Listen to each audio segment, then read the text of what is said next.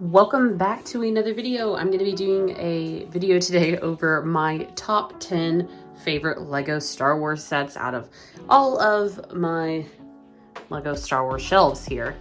And we will start with some honorable mentions, and I'll kind of talk about why I like the sets as we go. So enjoy. Okay, honorable mention number one, the Battle of Geonosis. I remember this was the very first set that came out with the new Yoda, and I loved it. I've added in a couple of extra figures, but I always really like this.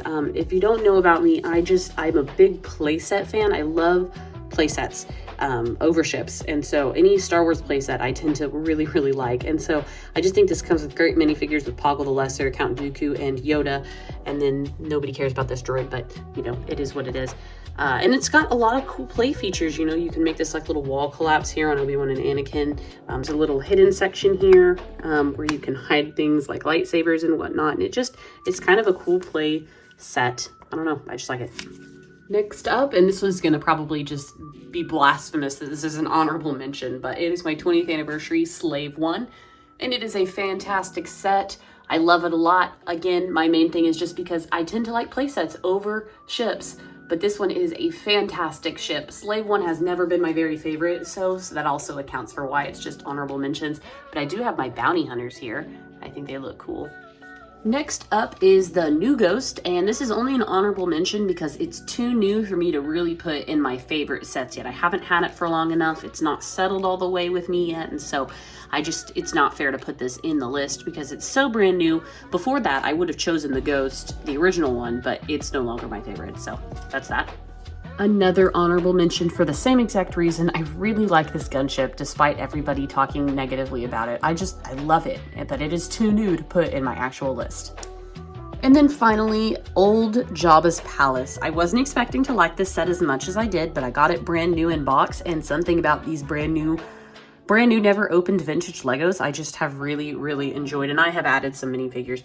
But it's really cool, and I don't know, I was just actually surprisingly impressed with this set, and I wasn't expecting to be. Moving on to the actual list, coming in at number 10 is my Throne Room Duel. This is the newer one, I think from 2019, and it's a playset, surprise.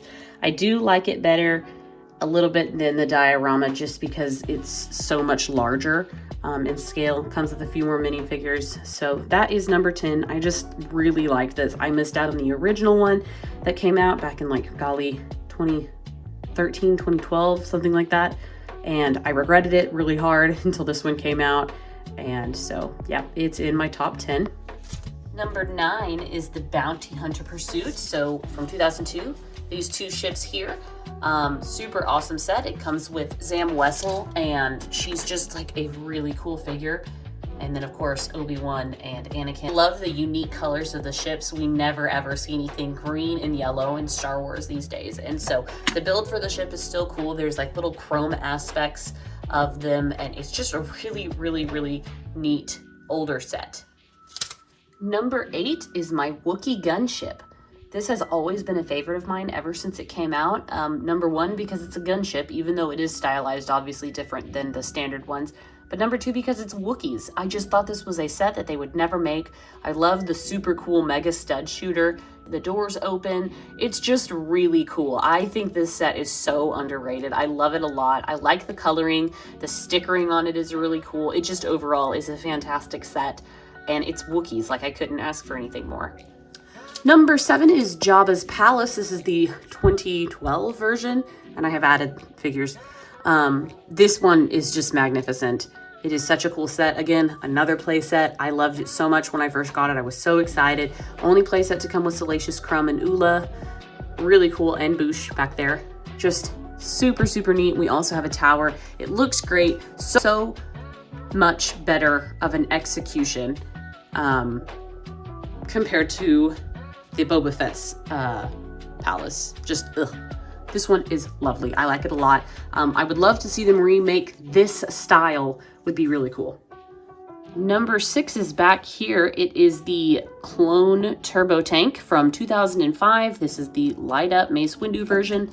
And this one I have just, ever since I was a kid, loved it so much. I never got it as a kid because it was so expensive for me at the time, $100 just, I couldn't do it back in 2005, but my friend from church owned this set, and I thought it was super cool. I remember seeing it when it was brand new, and this is actually his Lego set. I had to add a couple pieces that had been lost over the years, but 90% of it is my friend's turbo tank that his mom sold to my mom, who does Lego and Bricklink and stuff, and we built it. And so that's actually really cool. It's special for that reason, but on its own, I have just always loved the 2005 Clone Turbo Tank. It was just a grail set for me as a kid.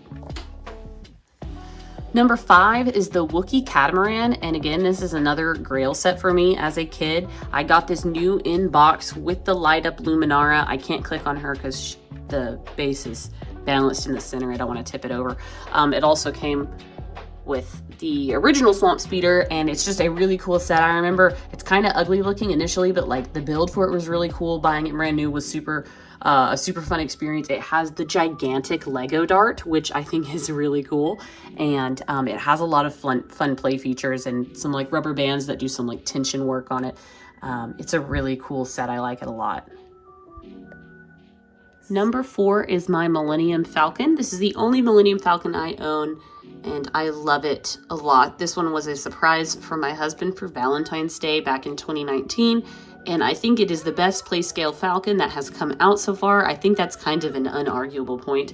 Obviously, it's not the UCS one at all, but I love it. It fits in the shelf really nice too. I really like that. But yeah. Number 3 is my Darth Vader's castle. This is one of those sets that I never thought that they would make, but it is a great display piece as well as a super cool play set. I hated the build for it, absolutely despised building up at these angles, but I love the way it comes out. I said it before, it's one of those sets that I'll never disassemble because I think it is so cool. Number 2 is Betrayal on Cloud City. This is the Master Builder Series one, and it is really cool. I love episode 5. I need to rebuild this because I've had some pieces come off, but I have added a couple of extra minifigures in here just to flesh it out a little bit, but it is a fantastic playset. It's really cool. I'll always love this. It'll definitely always be in the top of my list. And finally, number 1 is the UCS Ewok Village. I think for many reasons, this is my number 1. Ewoks, it's in the jungle. It's super cute. This is where they live. I think it came with a great selection of minifigures. The builds were very fun. I just overall really liked the design of it. It's not quite as clunky and odd shaped as Betrayal of Cloud City, which is I think one of the reasons why it's bumped it to number 1.